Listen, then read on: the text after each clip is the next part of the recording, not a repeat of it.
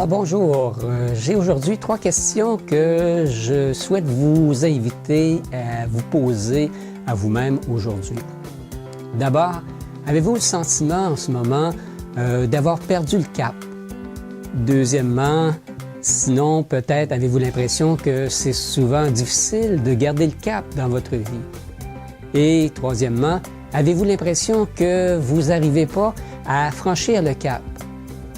Depuis 10 ans que j'offre du coaching individuel et de groupe en intelligence du cœur et que j'enseigne la chirologie, je suis toujours à la recherche d'une manière toute simple de décrire c'est quoi la chirologie, qu'est-ce que ça apporte concrètement à ceux qui vivent cet accompagnement que j'offre et que les coachs chirologues que j'ai formés offrent aussi à leurs clients.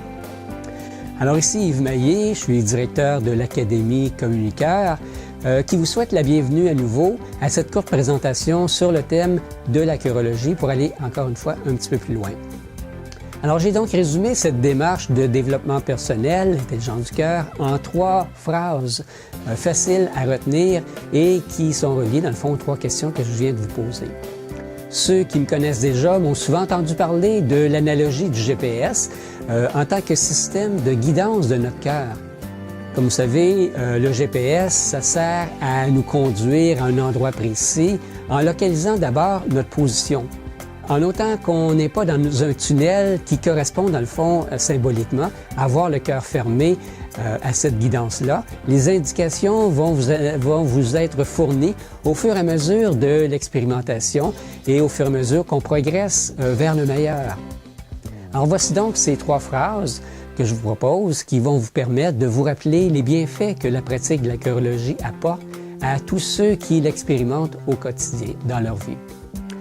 D'abord, retrouver le cap. Si on l'a perdu, et c'est essentiel, c'est fondamental.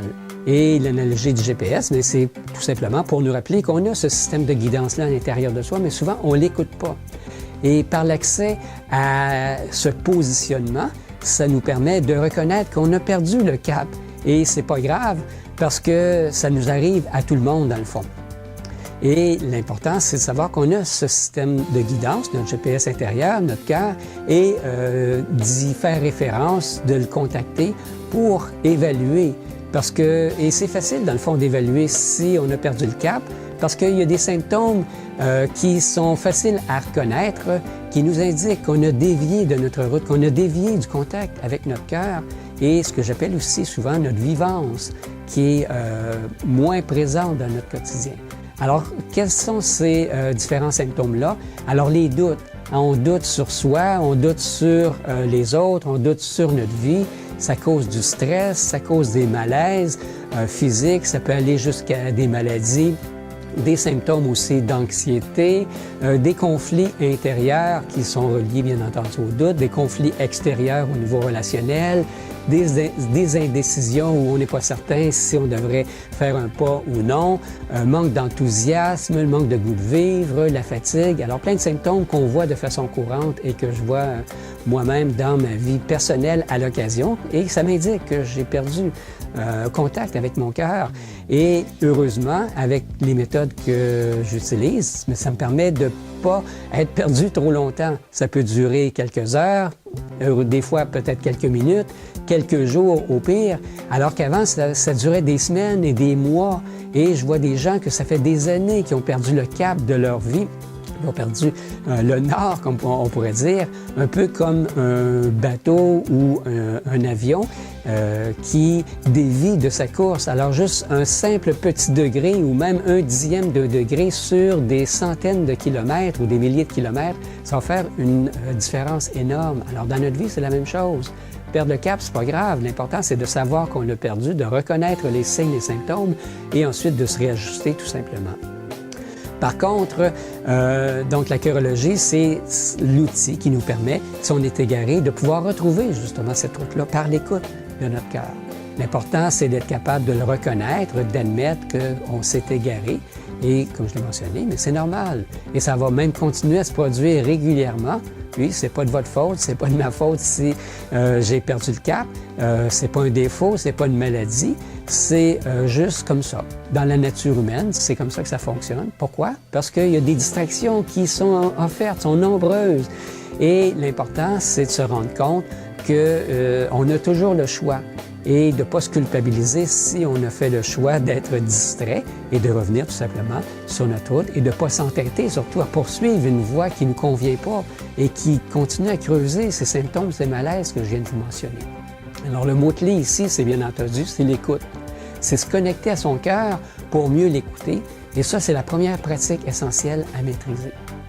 La deuxième phrase que je vous propose, ça va en lien avec la deuxième question, bien entendu, c'est pour définir les bienfaits qui sont reliés à l'accompagnement par un chorologue, c'est de pouvoir garder le cap.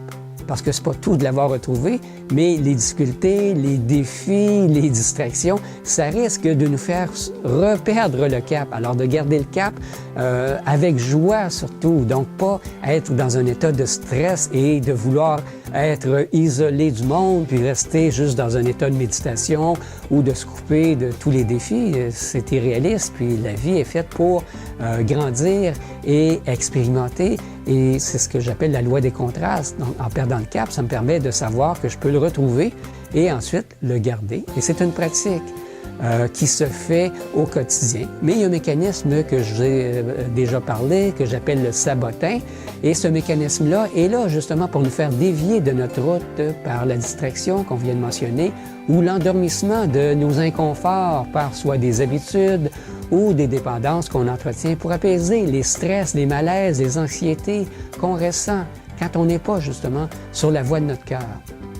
Alors, garder le cap, ça se fait par la technique que j'appelle du dépistage, à laquelle les chorologues que j'ai formés, et moi-même, quand j'accompagne les gens, on est là pour guider les gens avec cet outil qu'on appelle le dépistage.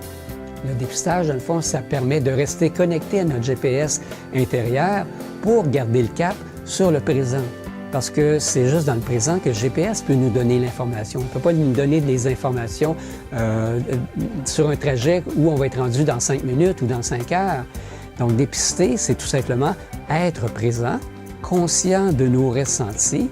Et ces ressentis-là nous avertissent si on est sur la voie de notre cœur ou si on est sur la voie des conditionnements extérieurs ou si on est dans notre histoire aussi, dans notre passé ou dans notre futur.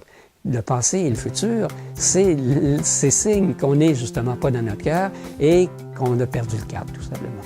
Donc, garder le cap, c'est garder contact avec la présence, la conscience du moment présent par l'accès, entre autres, à nos ressentis. Et finalement, la troisième phrase pour vous permettre de vous rappeler les bénéfices que apporte la chorologie, l'intelligence du cœur dans votre corps, dans votre vie, c'est que selon moi, on a des marches évolutives à suivre, à franchir dans notre vie. Des caps, justement, à franchir. Et CAP aussi, pour moi, c'est un acronyme, alors qui signifie Constante Amélioration Personnelle. Et depuis de nombreuses années, j'offre justement des programmes d'accompagnement pour favoriser cette évolution personnelle. Et pour moi, il y en a entre autres 7 marches évolutives et je vais vous en parler un petit peu plus tard, on n'a pas le temps aujourd'hui, de ces 7 marches évolutives dans une prochaine vidéo. En résumé, retrouver le cap, garder le cap et franchir le cap, c'est les 3 démarches que vous devez d'accomplir si vous souhaitez une vie qui est complète, qui est heureuse, qui est joyeuse, qui est libre, qui est détendue. Alors, c'est un cheminement qui est basé sur ce que j'appelle, moi, les cercles du cœur, particulièrement à travers la chorologie. Donc, c'est l'expérimentation en groupe, particulièrement. Ça se fait individuellement, mais les cercles du cœur en groupe, ça a un avantage indéniable et vous pourrez peut-être visionner certaines vidéos que j'ai fait précédemment. Je vais vous en refaire d'autres qui vous expliquent comment ça se déroule, un cercle du cœur. Je vous invite, si vous voulez avoir plus d'informations sur ce sujet ou sur l'intelligence du cœur en général, de consulter le site qui s'appelle chorologie.com tout simplement.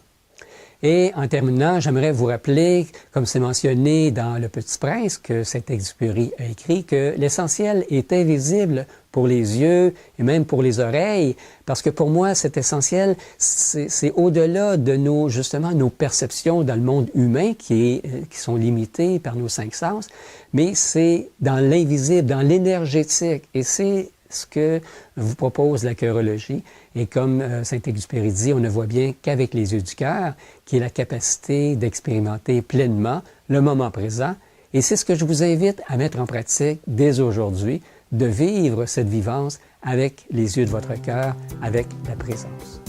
Alors, je vous dis à très bientôt et au plaisir de se reparler dans quelques jours, je le souhaite, ou dans une autre vidéo.